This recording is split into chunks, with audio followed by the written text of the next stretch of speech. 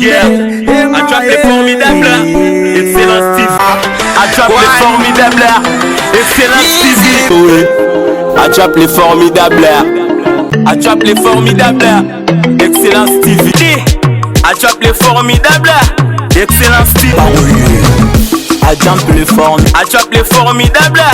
excellence Steve. Attrape les formidables, jeune riche.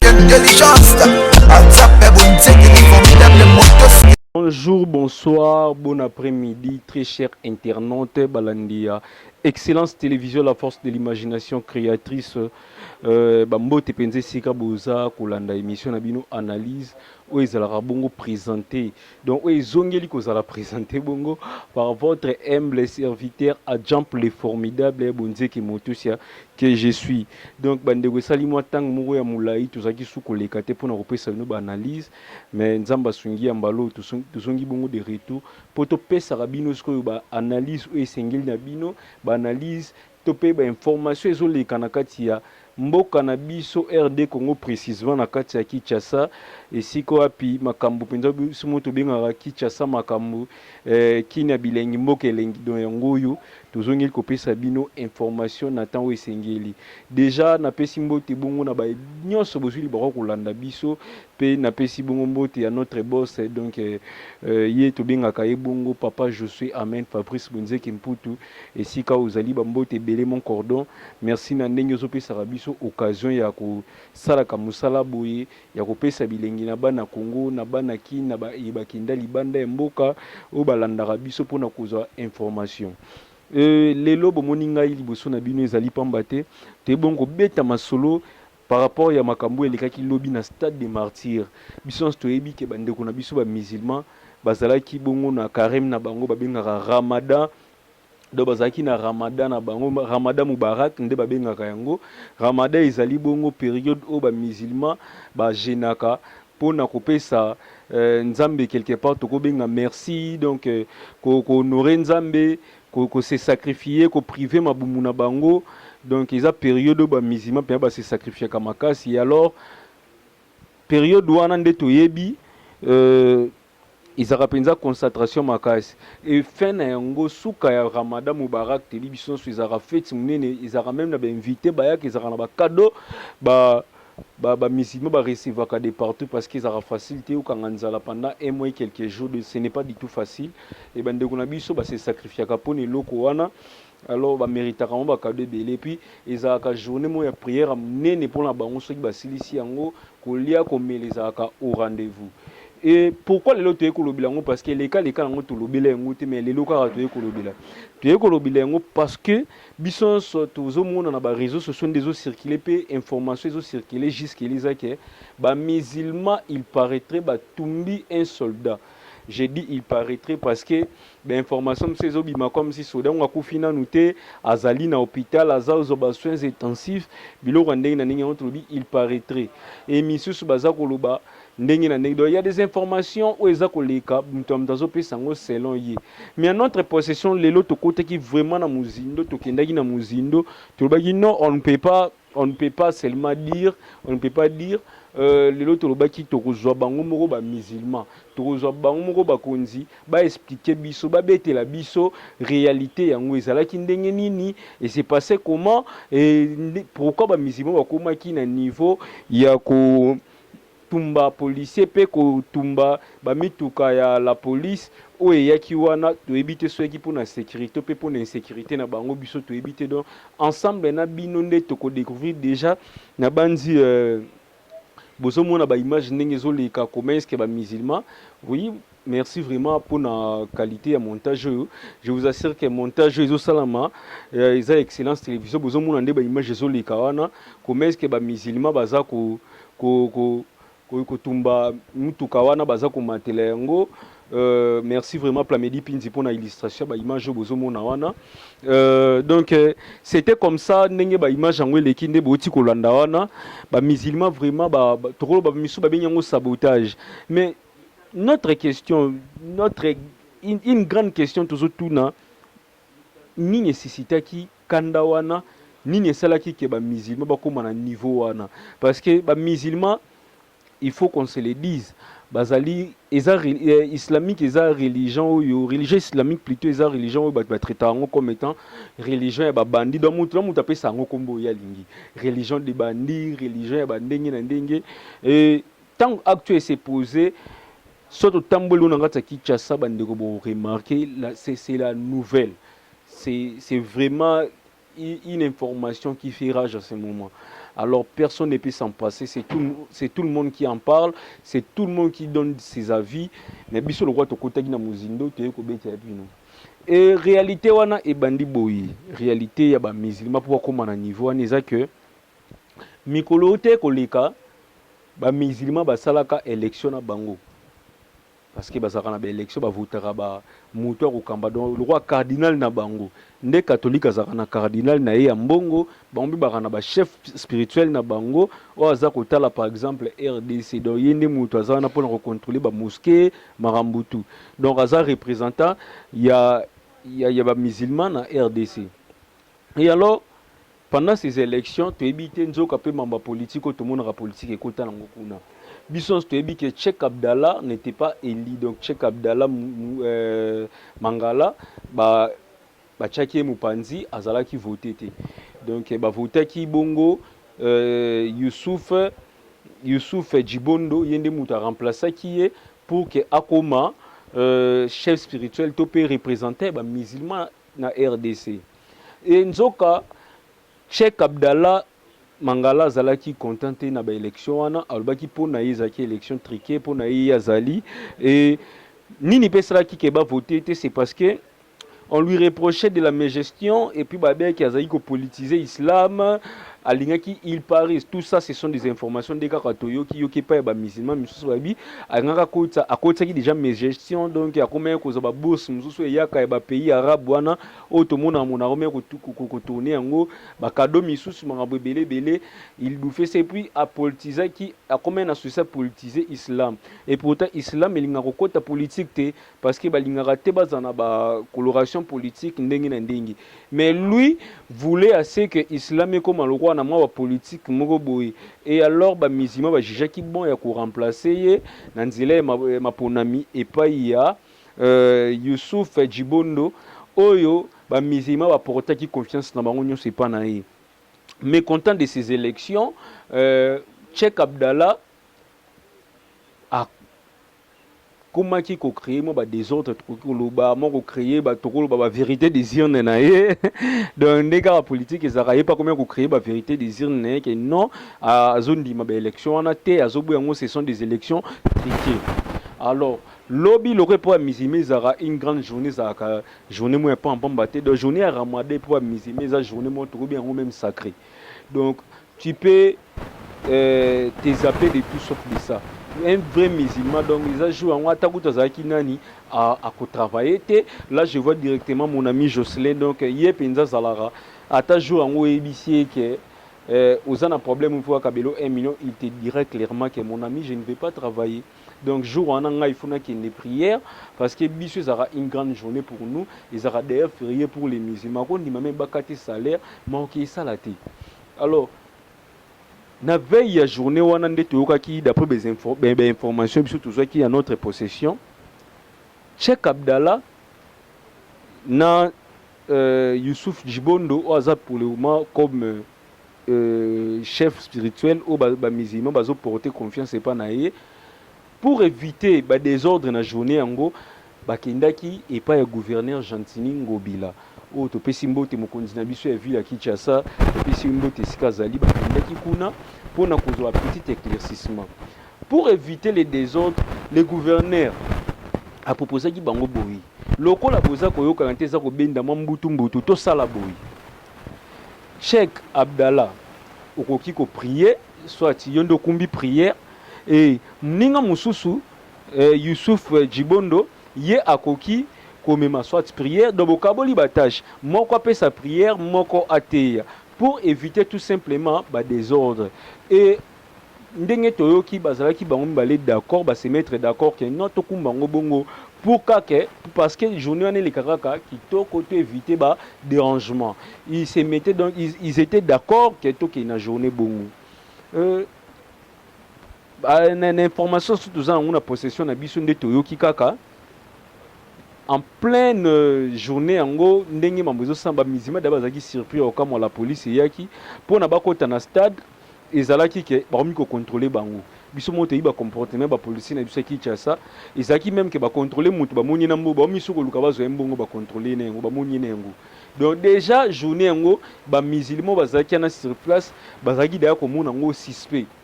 bande au monde suspect ah biso abiloko to misa na ngote mende to mona ngo et puis tokoki kozonga moi simana lisolo Cheikh Abdallah déjà tanga beke no ramade kozala un certain 13 mai yakendaki na stade loko ba mizima bazaki prévu ke baki kosala na stade yakende na stade asolina bakonzi ya stade que non événement kozala ya pesimbongo comme étant représentant alors qu'il n'est plus chef, il n'est plus un représentant pour les musulmans, aza déjà disqualifié tokolo baza déjà à côté mais ya pesimbongo pour que yende azala comme étant le numéro 1. Alors stade pesaki na ngombongo et par après na 2 jours avant ou 1 jour avant Boye Beveneme Salama, monsieur Youssouf, l'imam Youssouf, a kenda qui peut couper Sambongo et puis stade de Boye qui tant non c'est moi le représentant légal il y a ba musulman. Bon stade n'a pas comprendre répéter ba on peut pas qui sous Mbongo il y a le roi ba Zimbongo il y a 2 personnes il y a moni tant Ramono Seleki même notre justice est suspendre ba chef ya stade wana bazami balé ba suspendre bango. Parce que comment est-ce possible besoin mbongo ya 2 représentants bobi qui porter ko bota des autres. Alors qu'est-ce qui s'est passé ces jours-là? Hier autre lobela donc lobby le kaki nini tant la police est ça contrôle pour na ba kota boye na boye baka moi Cheikh Abdallah ndeka toyoki ayebongo na ba comment dirais-je na ba policier. Donc aye c'est-à-dire que a s'imposer événement wanande yende mutale kisengo. Donc c'était vraiment une imposition qui nango pour que yende journée wana akamba yango. Alors ba musulman déjà tant ba ki wana na tongo avant que yekuta ya certains déjà d'entrée bande ko ba yekuta mikarocha lokolo awate. Bande ko linga kuta taba mona été parce que pona bango atambwisi islam ya RDC mabe bazaki atana besoin ba mona été ayata ko assister à un événement wana té même les mamans musulmanes bazaki donc na kande ko baki aya kutu ndete. Alors qu'est-ce qui s'est passé tant ya yena ba policier bazaki na ba munkie ba policier ba mo luka yo ebika kande bino ebika ndé ba policier mso bazalaka ba mi ko luka moi ba kotise le quoi de force. Alors le roi musulman azaki contacté bandi ko boya ba policier tu ebite soto bengango nini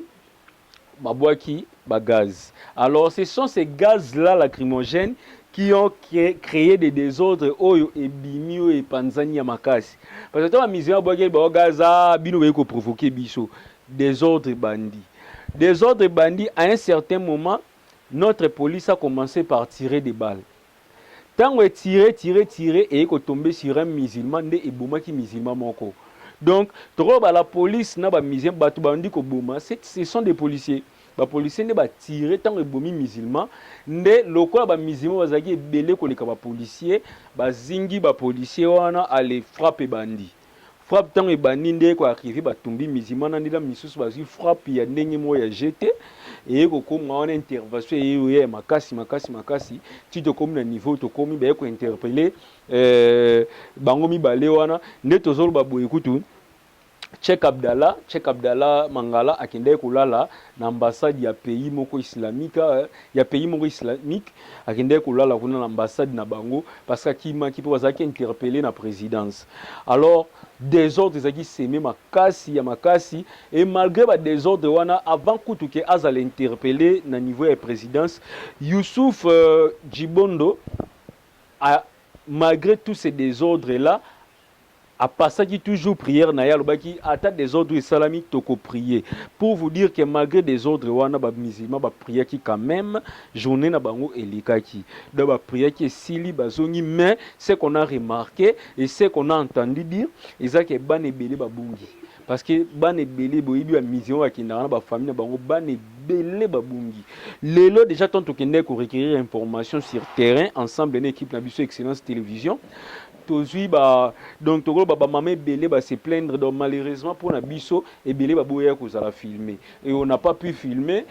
c'était juste to commune papier pour na te ko beti nous lisolo oyo mais ayi bene une information au toujours on pas ya bato ebele ndo monde ke to bino to ko masko na niveau ya ko sala bino analyse oyo donc bana ebele babungi bamama ebele baleli bana bango babungi bayebi ba rolele pa nani parce que jusque là makambo eza pe en éblouissement donc tozawa ezoyebana na nti makambo comme na niveau nini beaucoup de personnes ont peur de se prononcer beaucoup de personnes baona bamona te toki ko se plaindre comment parce que ce peut toki ko se plaindre ba misusu d'après bango bakoki même kokanga bango on ne sait pas les pourquoi mais ba banga kaka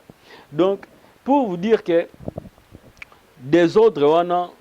Israël qui crée que police n'a pas musulmans interpréter que non ce sont des policiers qui refusaient à ce que les musulmans va sembler dans le stade pour la raison Covid non ce n'est pas ça donc pour les musulmans Potif Ezali Cheikh Abdallah Mangala parce qu'on lui condamne aux alisous en fonction de mais tu veux t'imposer donc c'est ça où les musulmans va condamner jusque là ils ne veulent pas de lui.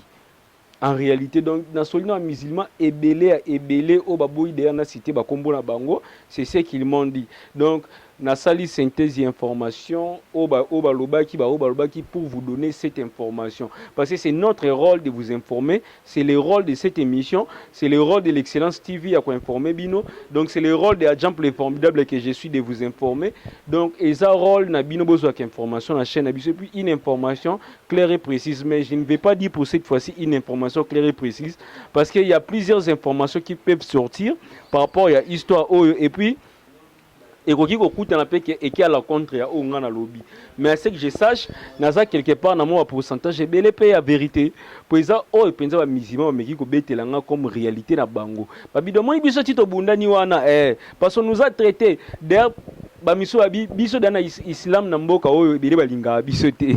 donc et c'est que c'est même makasta biso balinga biso te dans likamba be ba maitsa biso nga grave et comme grave malor que réalité za bongo te ndeko nanga yo ke ne formé ba excellence ba to balanda Excellence TV na ba boni na mino boye yango moni ngape na bete mabuka na daya bokozala informé lo lengi kaka bandeko wana ba informé biso donc bandeko information vraie bon pas tellement vrai mais je vais dire que une information est ngwana auto recueillir sur terrain ngwana tozolandela dossier parce que ici l'inanté jusque les photos ezoki na niveau ni parce que toyoki déjà balobi ekozana procès moko public roleka derrière na RTNC notre chaîne nationale o ba kosambisa même ba hauteur wana parce que 22 personnes bazaki interpellées bas interpellé pour un dossier ou un semer de troubles bas interpellé et puis il faut noter que pour certains musulmans c'est peut-être un acte au Youssouf Djibondo Salaki parce qu'en plein désordre yo qui koyi sabatu keto qui kozongi la prière parce que pour na babi il serait mieux il faut donc il fallait salaki azong sabatu même na ba mosquée na ba pour que ba ki kosambila pour acte salaki ana ça pouvait aussi créer désordre misusu et ngiri kende mo mabe donc tuna batu bazana ba version na ba pesa ki misu babi non c'était logique parce que c'était notre journée de prière donc eza journée mo betroki ko rater en autre quelque soit situation donc mutu na mutu asa ko kende na ndenge na ye baza ko pesa ba jugement la bango na ndenge donc celle juge bien na mkindenga lo bageza na nga nzambe nda yebi qui ont raison et qui ont tort donc biso tom kilito peske information oyo ndenge toyokeli mais batuna batubana mutuna kwena ye ezala Youssouf Djibondo ezala nani babi nini esengeli kosala donc quant à nous autres ko pesa comme conseil tant qu'Excellence Télévision zaka ke c'est la paix qui domine donc bachino baloba elo moko rien ne sert de s'entretuer lorsqu'on peut s'arranger donc elo réseau bomabiso non photo e ba yango ezanini parfois on a vu tout le monde na biso ne to vandi boye ne lo mo boye so to vandi ka simplement be troki na biso po bongisango déjà ce qui idée déjà zaki ya komona gouverneur pour que to trouver solution yo prier yo tikilanga ya pas ces zaki wapi mais ya luka olekela baninga na boule ke ngande ka refona lokota makambuto en place ça la rande nga c'est moi qui doit dominer et ça en loté et puis to comprendre guerre ya ngo ko wela pouvoir na ba confession religieuse ou teli wapi récemment tozaki na ba chrétiens, c'était avec des chrétiens. Et puis d'ailleurs c'est le problème ils ont persisté kaka. Koto au pasteur Soni Kafuta Lobby, c'est lui qui dirige. Aujourd'hui Koto yo pasteur Dodo Kamba Yendaza éligible. On ne sait pas c'est comment. Tozo kendo pina bilo kwango. Hein? On sait quelque part boza kocha ba croyant na bino na confusion. Tout le monde. Bozo tchaba croyant na confusion alors que religieux si comme mutu il faut retrouver paix. Déjà tant bo qui na ba esprit ya kowele la wana. Quelque part on sous-entend que bozo wela ndebe intérêt o ezara na cc wana. Parce que en quoi plutôt selon certains musulmans bazo isabisabi bazo linga poste wana parce que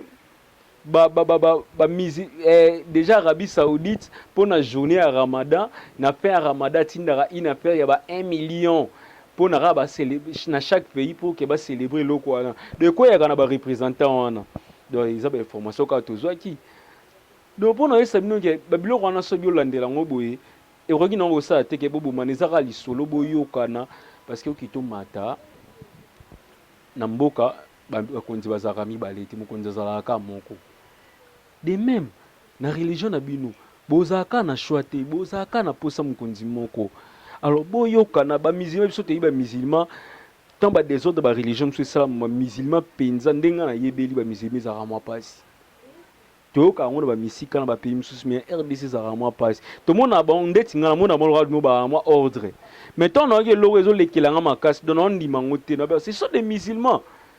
Donc ba musulman bo continuer à lire moi biso batunda mboto yebe bino bozara na ngo et ça la bien et kende moi kitoko makasi bongo penande mambo lekele lobi elekaki kitoko te elekaki kitoko te parce que nous étions dérangés biso excellence TV tozaki dérangés bazo benga partout bino bolobi te ndenye nini parce que mikolo nyonso mambo eleka na ba internet excellence TV o lobate parce que tozaki na mo ba tenter mambo ebele mais cette fois-ci on s'est dit non on doit continuer notre à lire là ya koloba s'il y a un problème il faut dire tozongeli donc Excellence Télévision désormais avec votre émission analyse présentée par Adjamp le formidable Bonzeki Motosia on va mettre les points sur les i lorsqu'il y a un problème à Kinshasa et lorsque vous avez une information même yon dekolo ndangai lorsque vous avez une nouvelle mot bah ça na c'est dites-nous l'information parle-nous de l'information. On va passer ici à l'Excellence Télévision pour vous informer, pour détailler. S'il faut même tout que comme on a personne, on a tout yamba, tout yamba parce que boye tout ça on a posé changement, tout on a posé en rebelle. Quant à moi déjà vous remarquez que na comme na souka et na roki cause égoïste était muté à ma bête, ya repé ça bongo merci na muto asima qui image au nasima. C'était Plamedi Pinzi donc Plamedi Pinzi merci na yo ndenge aux images yo du début à la fin et puis na pesi bongo na assistant Eli Bonze qui a tellement na sima azotala biso donc na souhaité lui ba bonne guérison na pesi bongo merci na notre cordon je suis Amen Fabrice Bonze Kimputu merci pour notre opportunité pesi biso tout ça la rabé Michel merci l'équipe technique de Excellence Télévision monteur Adjamp le formidable Bonze qui monté cette pesi donc je me salue donc tout le monde mbote topesi na ba journaliste excellence na bino ba surtout bino ba abonné bo partager mission bo partager et que ça kitoko makasi et ko permettre biso tous à sous makasi à informer bino. Merci. Quant à moi je vous dis déjà bye bye au revoir na pesi bongo batutumbo te pour na numéro de téléphone yangwana ezoba na sia ba écran na bino plus 243 82 18 26 914 plus 243 82 18 26 914 c'est aussi notre numéro WhatsApp bobenga biso bokomela biso et ça biso moi qui toko makasi et puis ça biso courage puis ça biso suggestion na bino et ça la bien je vous dis déjà bye bye au revoir tokutani à la prochaine fois.